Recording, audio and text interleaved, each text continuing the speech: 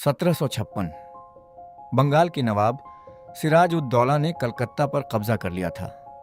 Fort William अब east India company के हाथों में नहीं था।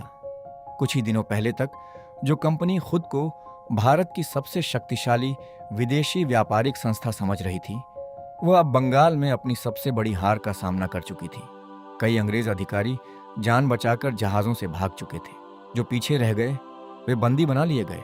ये केवल एक किले का पतन नहीं था, ये ईस्ट इंडिया कंपनी की प्रतिष्ठा पर सीधा आघात था।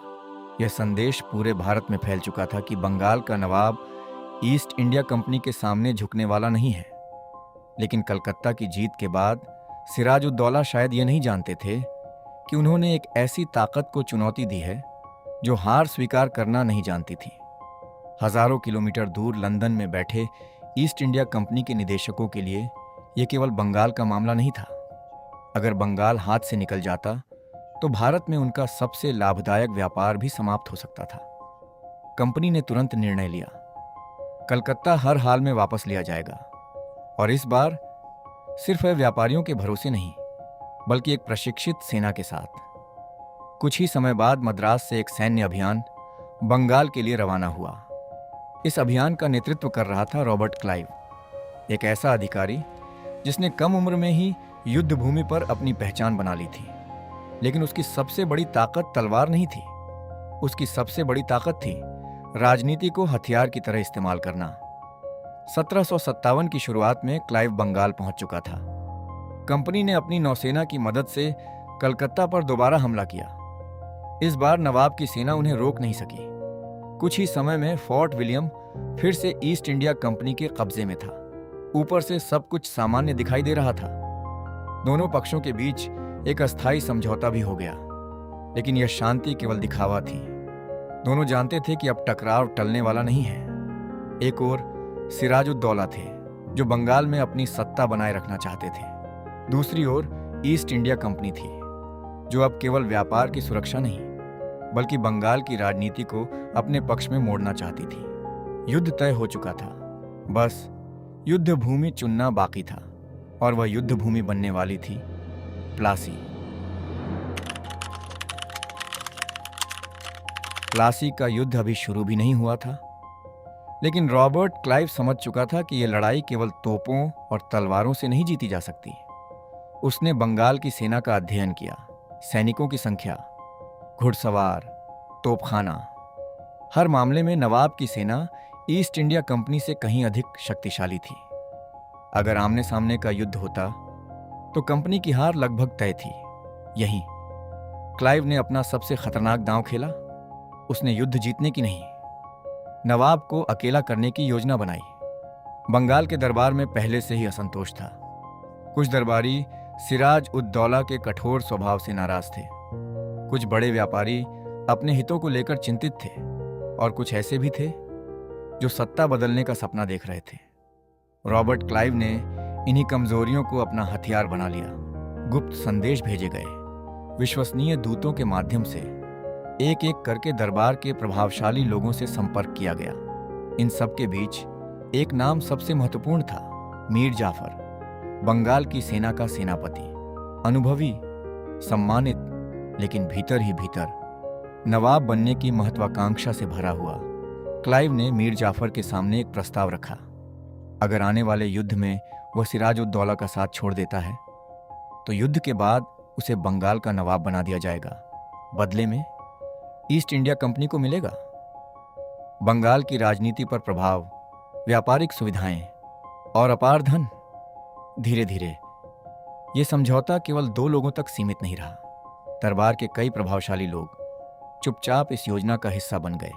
उधर सिराज उद दौला अपनी सेना को युद्ध के लिए तैयार कर रहा था।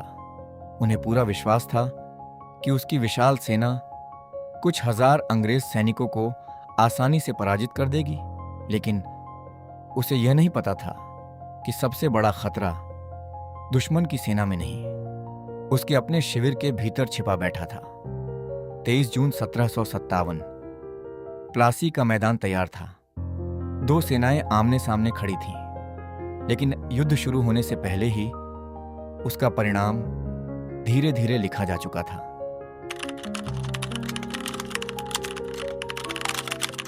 23 जून 1757, प्लासी। सुबह का समय था। एक और बंगाल का नवाब सिराज उद दौला की लगभग 50,000 सैनिकों वाली विशाल सेना खड़ी थी। दूसरी ओर रॉबर्ट क्लाइव के नेतृत्व में ईस्ट इंडिया कंपनी की करीब 3,000 सैनिकों की छोटी सी टुकड़ी। संख्या के हिसाब से देखा जाए तो इस युद्ध का परिणाम पहले से तय दिखाई देता था। किसी भी सामान्य व्यक्ति के लिए यह मानना आसान था कि कंपनी कुछ ही घंटों में पराजित हो जाएगी। लेकिन इतिहास हमेशा संख्या से नहीं, रणनीति से लिखा जाता है।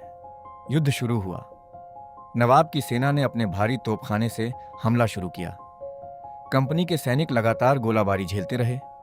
तभी दोपहर के आसपास तेज बारिश शुरू हो गई। नवाब की सेना का अधिकांश बारूद भीग गया क्योंकि उसे ठीक तरह से ढका नहीं गया था।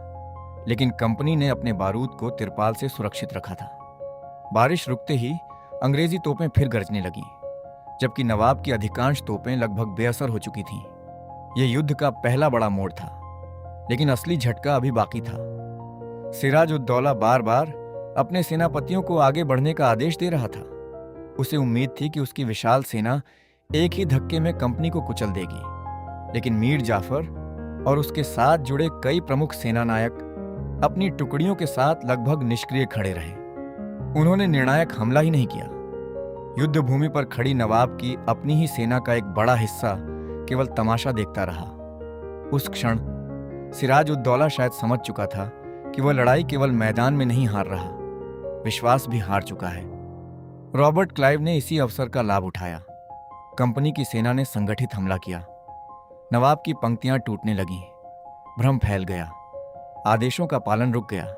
कुछ ही घंटों में युद्ध का पलड़ा पूरी तरह बदल चुका था। सिराज उद दौला युद्ध भूमि छोड़कर निकल गया और प्लासी की लड़ाई समाप्त हो गई।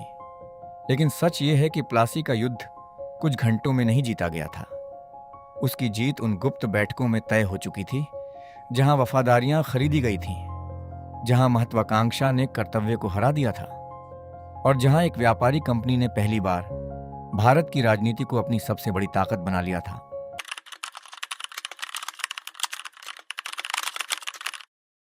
प्लासी का युद्ध केवल कुछ घंटों में समाप्त हो गया, लेकिन उसके परिणाम आने वाले लगभग 200 वर्षों तक भारत के इतिहास को प्रभावित करने वाले थे।